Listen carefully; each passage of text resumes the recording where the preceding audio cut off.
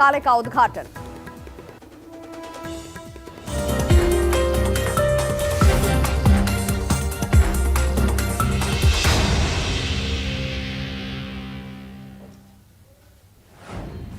आरा में हंगामा,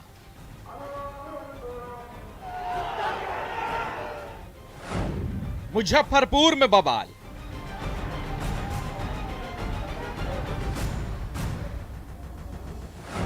नवादा में बिगड़ी सद्भावना, पटना में बटे साजिश के पर्चे,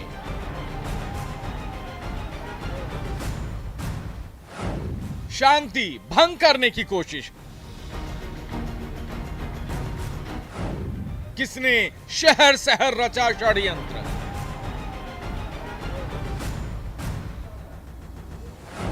जुमे पर किसने बनाया विरोध का प्लान।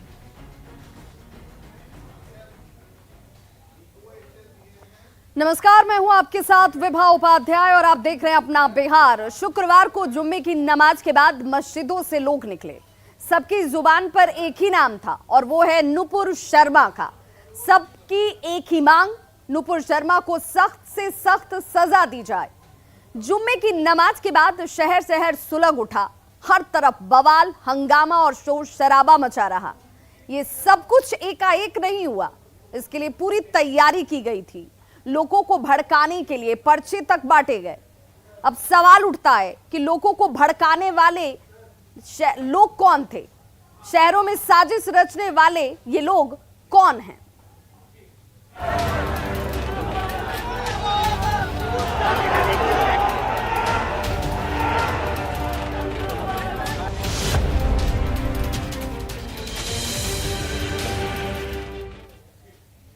तो शुक्रवार को देश के कई शहर एक साथ सुलग गए।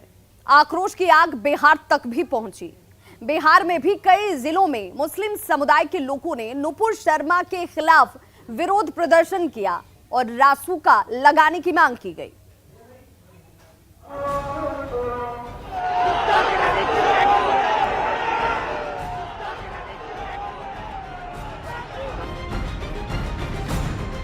प्रयागराज से लेकर हैदराबाद, सहारनपुर से लेकर मुजफ्फरपुर तक जुमे की नमाज के बाद जमकर हंगामा बरपा।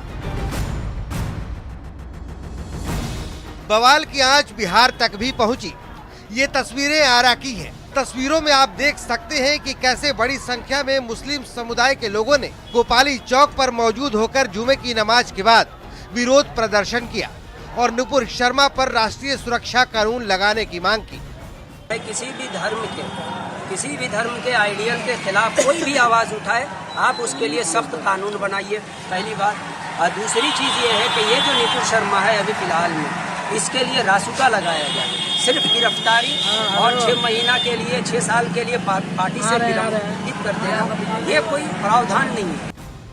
आरा के बाद अब मुजफ्फरपुर में विरोध के नाम पर हंगामे की तस्वीर देखिए।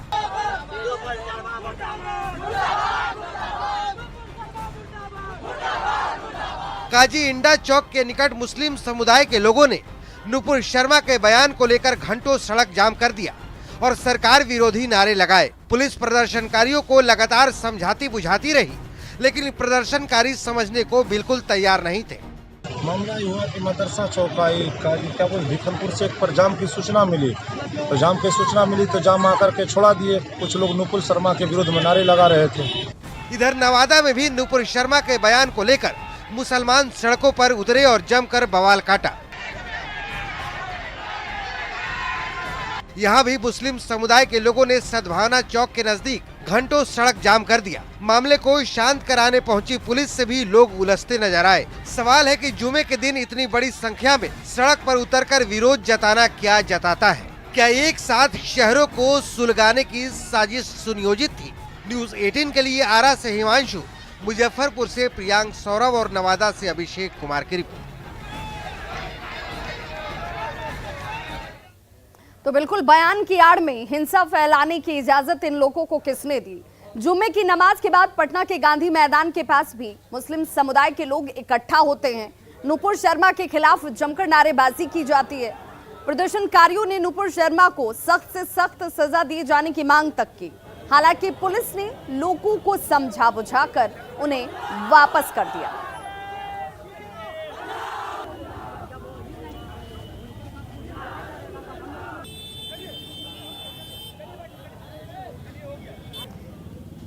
तो गोपाली चौक पर जुम्मे की नमाज के बाद ये भीड़ इकट्ठा होती है। कहां-कहां सड़क पर बवाल हुआ ये भी देख लिए। नुपुर शर्मा पर राष्ट्रीय सुरक्षा कानून लागू करने की मांग करते लोग नजर आए। उधर पटना के फुलवारी शरीफ में भी माहौल बिगाड़ने की कोशिश की जाती है, लेकिन पुलिस की मुस्तैदी ने साजिश को नाकाम कर दिया।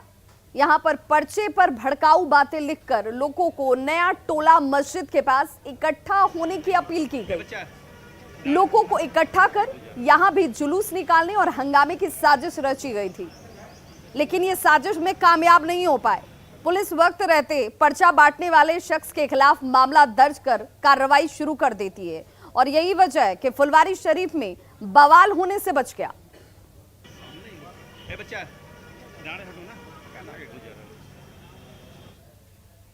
तो कल के बवाल, हंगामे और प्रदर्शन पर आरजेडी और कांग्रेस ने बीजेपी पर निशाना साधा है। वहीं बीजेपी और जेडीयू का कहना है कि सभी लोग एकजुट होकर रहें। करूंगा कि प्रोटेस्ट आपका संवैधानिक अधिकार है, लेकिन कानून हाथ में लेना संवैधानिक अधिकार नहीं है। कानून हाथ में लेने का अधिकार किसी को नहीं है। प्रोटेस्ट कानून के दायरे में होना चाहिए। भारतीय जनता पार्टी के नेताओं के जहरीले बोल के कारण आज सामाजिक सद्भावना जिस तरह से बिगड़ने के हालात उत्पन्न हुए हैं, इसके लिए सीधे तौर पर बीजेपी जिम्मेवार है। दुनिया में सबसे विकास की ओर अग्रसर देश है। हम विकास पर अग्रसर हैं। हम दुनिया में अपना वजूद कायम करने में सक्षम हुए हैं। हम स्वनिर्मित वस्तुओं का आज दुनिया में सप्लाई कर रहे हैं, लेकिन हमारा इसका कारण क्या है? आपसी समरसता, आपसी भाईचारा। बिहार में सांप्रदायिक सद्भाव है। बिहार में सभी समाज के लोग मिलत से रहते हैं। सभी धर्मों के लोग आपस में भाईचारा के साथ यहाँ रहते हैं। किसी प्रकार से कोई यहाँ वातावरण खराब नहीं करते हैं और बिहार के लोग आपस में जिस सद्भावना के साथ निवास करते हैं और जिस प्रकार से पुलिस प्रशासन के लोग सभी धर्मों का आदर सम्मान करते हुए कभी इस प्रकार की घटनाओं को नहीं बढ़ने देते हैं, इसलिए बिहार में सभी प्रकार के धर्मों के साथ समान व्यवहार किया जाता है। और अब जरा ग्राफिक्स के जरिए समझने की कोशिश करते हैं कि बिहार में जुम्मे की नमाज के बाद कहां-कहां सड़कों पर बवाल किया गया। आरा से शुरुआत। आरा में गोपाली चौक पर जुम्मे की नमाज के बाद प्रदर्शनकारी इकट्ठा हुए प्रदर्शन करते नजर आए। नुपुर शर्मा पर राष्ट्रीय सुरक्षा कानून लागू करने की मांग की गई। मुजफ्फरपुर में काजी इंडा चौक पर सड़क जाम कर प्रदर्शन किया गया। पुलिस समझाती रही और लोग प्रदर्शन करते रहे। नवादा में सद्भावना चौक के पास भी सड़क जाम कर दिया जाता है नमाजियों की तरफ से। पुलिस से उलझने की कोशिश करते हुए भी ये नमाजी नजर आए। पटना की बात कर लें तो पटना में फुलवारी शरीफ में भी माहौल को बिगाड़ने की भरसक कोशिश की गई थी, लेकिन लोगों के बीच जिस भड़काऊ पेपर को बांटा गया उससे पहले पुलिस कार्रवाई कर लेती है, क्योंकि इस पेपर पर भड़काऊ बातें लिखी गई थी। पुलिस ने पर्चा बंटवाने वालों के खिलाफ केस दर्ज कर लिया। पुलिस की कार्रवाई की वजह से बवाल यहां होते होते बच गया। इतना ही नहीं, पटना के गांधी मैदान के पास भी लोग जमा जरूर हुए, नारेबाजी करते नजर आए, लेकिन पुलिस ने इन सभी को समझा बुझाकर यहां से वक्त रहते हटा दिया। अब ऐसे में सवाल कई उठते हैं। सवाल ये उठता है कि क्या विरोध एकाएक शुरू हो गया था या फिर इसकी प्लानिंग की गई थी? क्योंकि जिस तादाद में लोग इकट्ठा हुए, पत्थरों के साथ इकट्ठा हुए, कई लोगों के हाथों में तो बंदूकें थीं। शहरों को सुलगाने का प्लान किसने बनाया? लोगों के बीच किसने पर्चा बंटवाया? शहरों को सुलगाने के प्लान में कैसे लोग शामिल हो जाते हैं? साजिश रचने वालों के खिलाफ कार्रवाई कब तक होगी? ये सभी इस वक्त सवाल के तौर पर पूछ रहे हैं। और साजिश रचने वालों के खिलाफ लोग एकजुट कब होंगे, ये भी सवाल है। तो कल की तस्वीर जो है वो सचमुच परेशान करने वाली भी और सोचने वाली है। कहीं ना कहीं इंटेलिजेंस के फेल्योर को लेकर के भी सवाल उठने लाजमी है।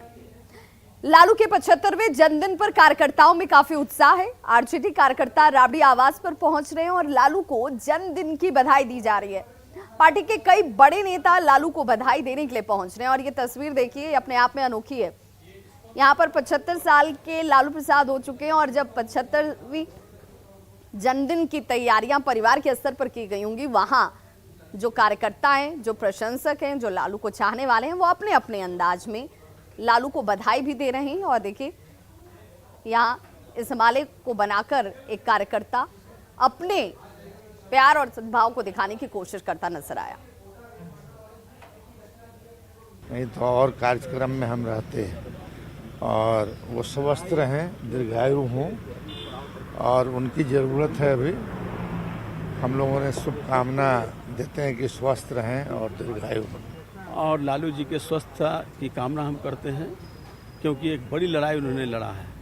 अब लड़ाई अभी भी पड़ाव पर खड़ा है, उसको मंजिल तक पहुंचाना है। तो लालू यादव की अगुवाई में हम तमाम लोग उस लड़ाई को लड़ेंगे। इसलिए हम स्वास्थ्य की कामना करते हैं कि स्वस्थ हों और लड़ाई मंजिल तक पहुंचे, क्योंकि आज जिस तरह की सांप्रदायिक तनाव का वातावरण बन रहा है, ऐसे समय में लालू यादव जी की बहुत ही आवश्यकता है। आज हमारे बिहार के और इस देश के बहुत बड़े राजनेता लालू जी का 75वां जन्म दिवस है, तो हम उसी अवसर पर उनसे मिलने और उनका आशीर्वाद प्राप्त करने के लिए यहाँ पर आए हैं। और उनके लिए हम सौगात के रूप में एक इलायची की माला लाए हैं, जो हम चाहते हैं कि उनके जीवन में इसी तरह जो एक खुशबू है हरदम बनी रहे। लालू प्रसाद के जन्मदिन को उनके समर्थक बड़े उत्साह से और अपने अपने अंदाज से मना रहे हैं। वैशाली में उनके समर्थकों ने घोड़े और भैंस पर चढ़कर केक काटा और कार्यकर्ताओं के बीच मिठाई बांटी गई। जरा तस्वीरें देखिए। आप जो तस्वीर देख रहे हैं वो भगवानपुर की है। यहाँ आरजेडी कार्यकर्ताओं ने केदार यादव के नेतृत्व में घोड़े और भैंस पर चढ़कर केक काटा। कार्यकर्ताओं ने राहगीरों को लड्डू, बिस्किट और ठंडा पानी पिलाकर जन्मदिन की खुशियां मनाई।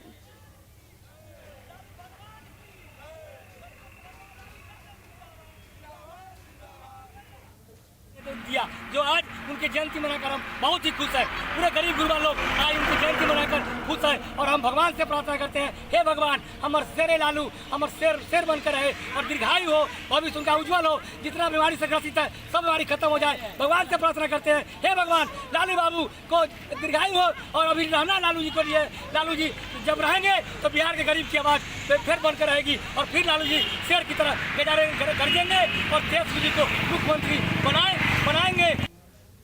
और बड़ी खबर इस वक्त पेपर लीक कांड से जुड़ी हुई सामने आ रही है, जिसमें एमबीबीएस पेपर लीक कांड में पटना पुलिस की बड़ी कार्रवाई हुई है। एनएमसीएच के छात्र को गिरफ्तार किया गया है।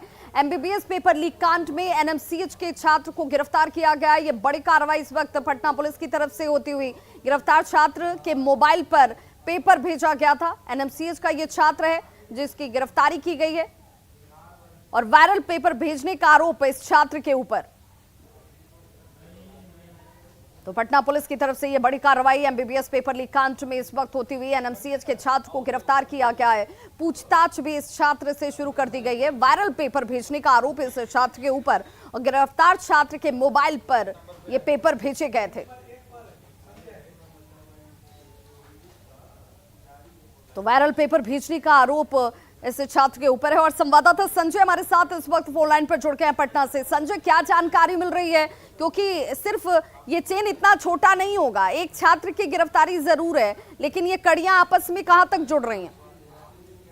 न्यूज़ 18 ने इस खबर को सबसे पहले प्रसारित किया था कि जो एमबीबीएस का फाइनल ईयर का एग्जाम है उसका पेपर जो है वायरल हो गया है और इस पूरे मामले में जब जांच परत दर परत आगे बढ़ी है तो कई लोग अब पटना पुलिस के निशाने पर हैं, राडार पर हैं और इसमें एनएमसीएच के फाइनल ईयर का जो छात्र है संजय प्रभात उसकी गिरफ्तारी हुई। दरअसल इस पूरे मामले में पहले दिन मुकेश की जब गिरफ्तारी हुई थी तो उसके पास 5 मोबाइल मिले थे और उन्हीं मोबाइलों में से एक मोबाइल पर जो संजय प्रभात एनएमसीएच का फाइनल ईयर का स्टूडेंट है उसने क्वेश्चन पेपर भेजा था। तो ये बात अब तय है कि इसमें कई लोग इस पूरे रैकेट में शामिल है। एनएमसीएच में जो गिरफ्तार छात्रों से पूछताछ की जा रही है और इसमें पीएमसीएच के पूर्ववर्ती छात्र की भी खोजबीन की जा रही है। तो निश्चित तौर पर इसमें गिरफ्तारियां बढ़ेंगी और एक बड़ा खुलासा सामने आएगा, इस बात से इनकार नहीं किया सकता। जी संजय, लेकिन ये तो छोटी कड़ियां हैं, ये स्टूडेंट्स जिनके पास ये पेपर पहुंचता है, जैसे सर्कुलेट किया गया मोबाइल के जरिए, अब इनकी ट्रेसिंग भी हो रही है, लेकिन मुख्य साजिशकर्ता कौन है, कहां से ये पूरे पेपर को सर्कुलेट किया गया, इसे लेकर कोई खुलासा किया गया? जो आर्यभट्ट ज्ञान यूनिवर्सिटी है, जिसके उसके वीसी ने पहले ही आदेश दिया है कि इंटरनल इसकी जांच की जाएगी, और जो टीम है उनकी अध्यक्षता में कमेटी बनी है अलग अलग, और इसकी जांच की जाएगी। सबसे बड़ा सवाल और जो चौंकाने वाली बात है कि बगैर यूनिवर्सिटी के किसी कर्मचारी की मिली भगत के बगैर क्वेश्चन पेपर वायरल नहीं हो सकता। तो इसकी जांच की जा रही कि क्या इसमें यूनिवर्सिटी के भी किसी कर्मचारी या अधिकारी की भूमिका है।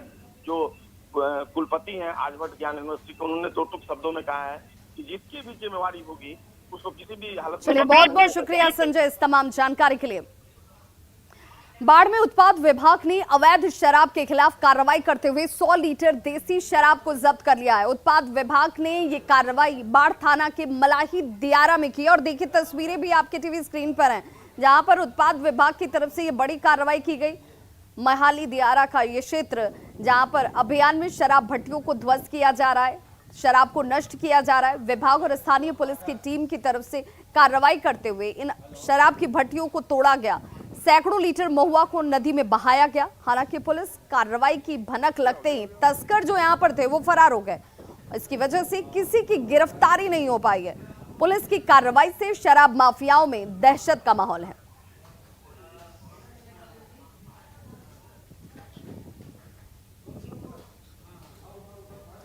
और बिहार के कई जेलों में आज एक साथ ताबड़तोड़ छापेमारी की गई। जिला प्रशासन की टीम ने जेल के सभी वार्डों की तलाशी ली है, जिसमें कई आपत्तिजनक सामान बरामद किए गए। जेल में जिला प्रशासन की टीम ने जैसे ही टीम की पहुंची है जांच करने के लिए, तलाशी के लिए, उसके बाद हड़कंप मच जाता है। 5 तस्वीरें आपके टीवी स्क्रीन पर हैं। लखीसराय, पटना, बांका, जहानाबाद और नवादा, जहां पर पहले सुबह ही ताबड़तोड़ छापेमारी की शुरुआत कर दी गई, जिस तरह की जानकारी अधिकारियों को मिली थी, और उसके बाद एक एक वार्ड की तलाशी ली गई, जिसमें कई सामानों की बरामदगी भी की गई है।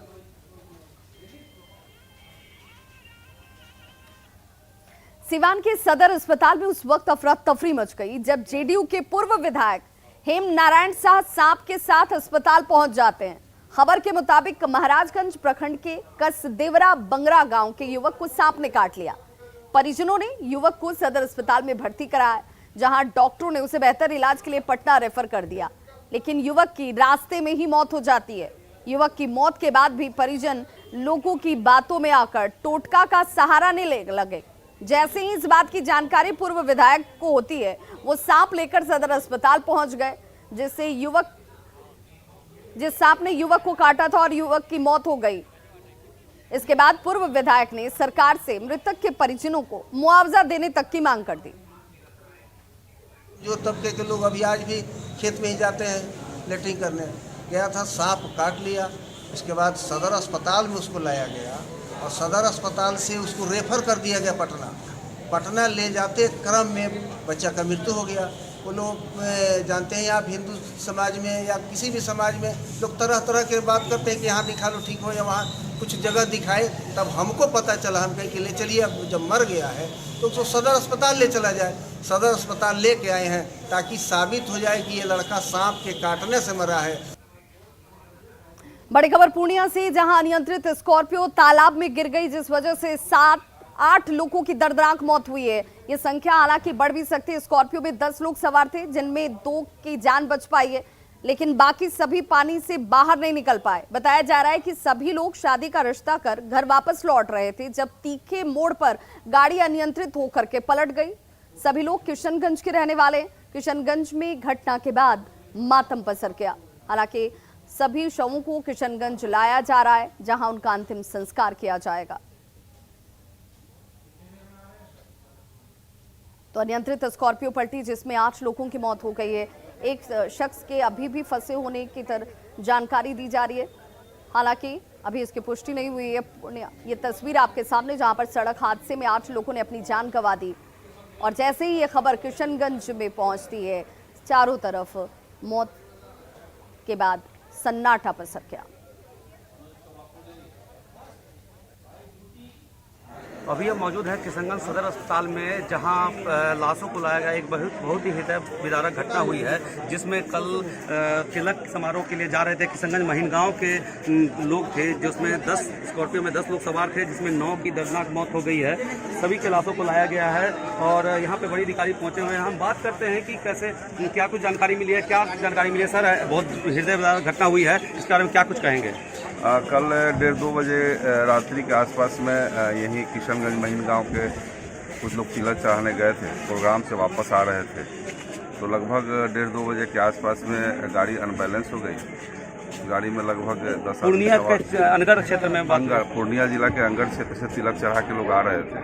उसी क्रम में जो कि गाड़ी खाई में चली गई, रोड के किनारे जो तालाब जलकुंडी लगा हुआ था, और इसमें 9 लोगों की मृत्यु हो गई है। बड़ा ही दुखद घटना है।